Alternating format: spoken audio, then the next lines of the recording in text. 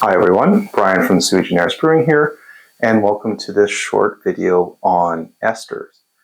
This is part of a little mini-series I'm doing that actually originates in a course that I teach where I do a couple of lectures on yeast-based biochemistry and their role in things like the brewing industry.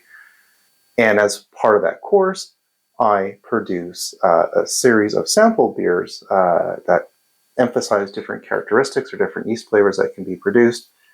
The students just get that as an aroma sample, but I do bottle sort of the leftovers here for myself for enjoyment. And this year I've decided to take that extra step and actually sort of share them with you.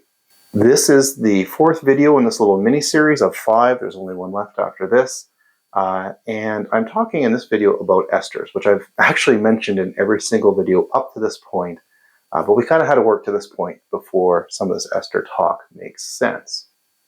So esters serve kind of a very important role in yeast, especially when it comes to brewing, because most of the differences that we perceive between different strains of yeast are because they produce different ranges of esters. And so it's those differences in ester profiles more than almost any other factor that makes an English ale yeast different from an American ale yeast that's different now from, say, a German lager yeast.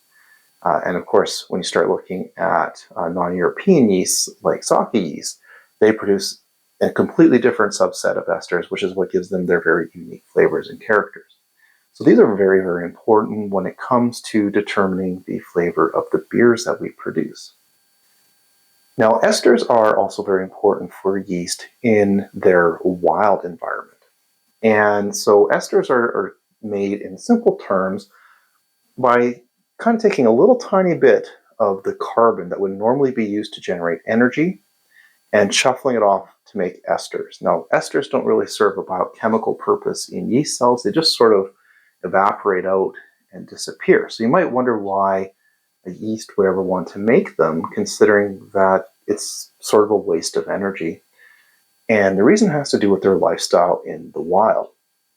So in the wild, yeast live predominantly on the forest floor. And here they sort of live in decaying leaves. They don't have the ability to break that down themselves. So what they're actually doing is they're relying on other microbes to secrete enzymes that will break down, leaf litter and things like that. And they steal those precious sugars that are released and use that to keep themselves alive.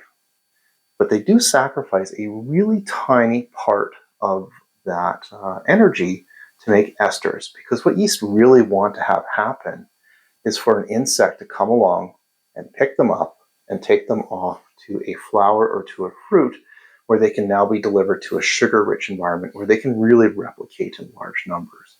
And as you might know already, esters tend to be sort of fruity and floral aromas. This is the smell of apples. This is the smell of pineapple or of banana, things like that.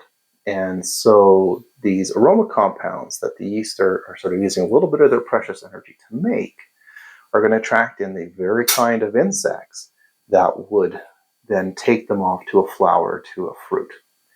So it's sort of a neat biochemical trick that the yeast have to get spread around in the environment and to attract in the kinds of insects that will take them to where they want to be. But on our end, it's where a lot of the flavors that we're looking for come from. So the way you make an ester in a yeast cell is you take an alcohol and you react it with a molecule that has a free acetyl group to it. Those two molecules can now link together, which creates your ester. So the alcohols, well, as you might imagine, are often ethanol. Ethanol is quite abundant in fermentation. It's the primary alcohol being made by yeast. But there are other alcohols present. Fusel alcohols in particular are there, and some of them form very important esters. So in a previous video, I used the example of isoamyl alcohol, which is made through the breakdown of certain amino acids, which when it reacts to form an ester forms isoamyl acetate, which is that banana aroma present in Hefeweizen yeast.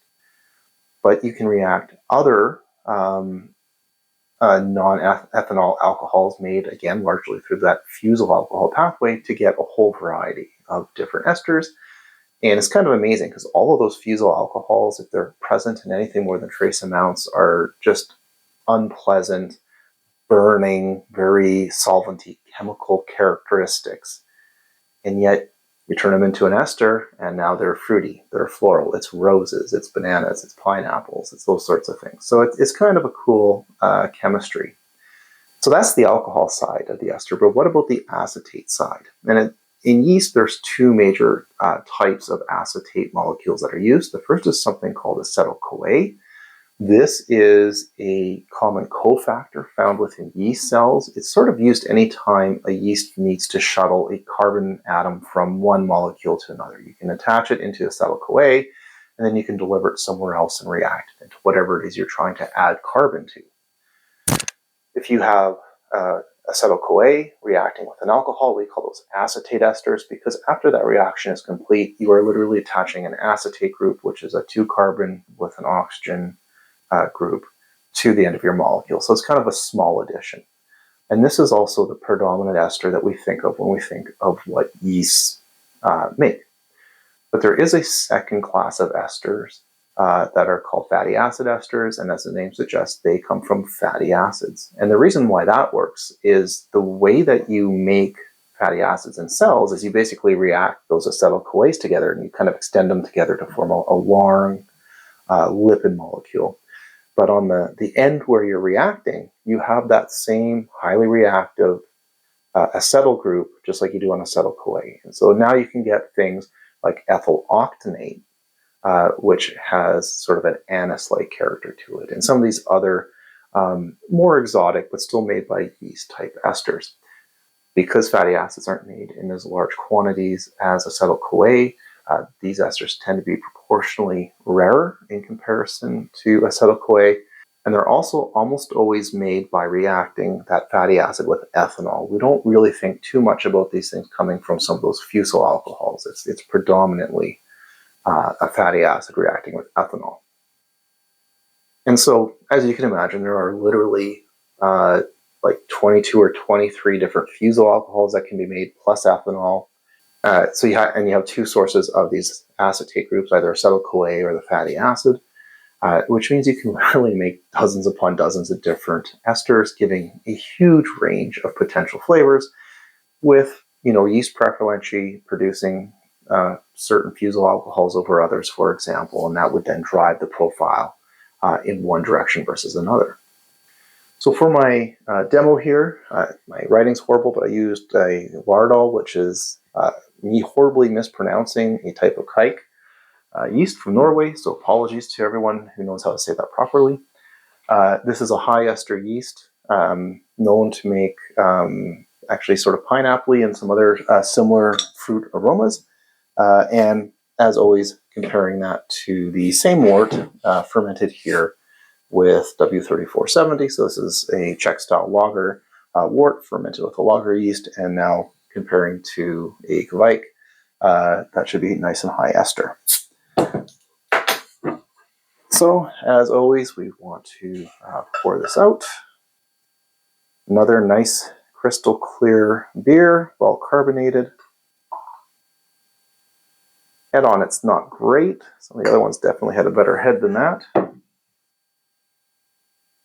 Yeah, it smells, I mean, it'd be an exaggeration to say it smells like fruit salad, but it does smell pretty strongly of fruit. Now, I wouldn't necessarily say I could pick out a particular fruit character in here, but definitely fruity. And yeah, I mean, in comparison to the lager, that is night and day different. This is your typical Czech lager. It smells of Saaz hops. You got a little bit of a bready Pilsner malt note. Like I say every video, it's absolutely delicious. I'm getting low, that's why I'm pouring such small amounts of that. Let's try now the ester example.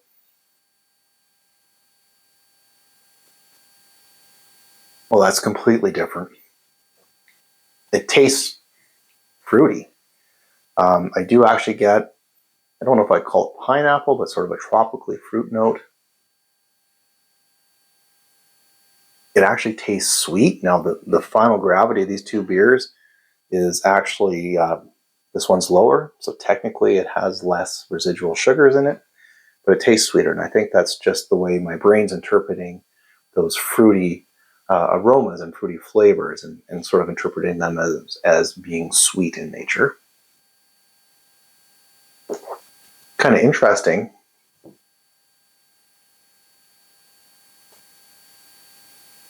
And again, it might just be because of that perception of sweetness, but it also doesn't seem to be as bitter. Not that this is a very bitter beer to start with, but that hop bitterness does seem to be drawn down a little bit, especially sort of that late palate flavor that you kind of taste towards the back of your tongue. That's almost absent here, quite prominent there. Very, very good beer. Saz hops have completely disappeared. I wouldn't know they were in here if I hadn't brewed the beer myself. But yeah, that is a really, really nice beer. So anyways, thank you for joining me in this video.